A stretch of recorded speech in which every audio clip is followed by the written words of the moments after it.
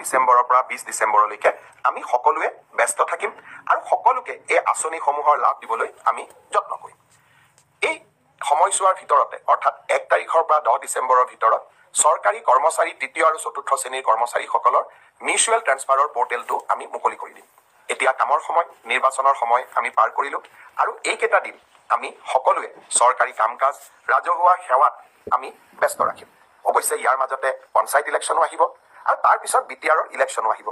25 চনটো কামৰ মাজে মাজে নিৰ্বাচনো হৈ থাকিব, কাৰণ 26ৰ নিৰ্বাচনৰ আগত আমি কেইবাটাও নিৰ্বাচন পাতিব লাগিব। ৰাভা হাছঙৰ নিৰ্বাচন, মিচিং স্বায়ত্তশাসিত পৰিষদৰ নিৰ্বাচন।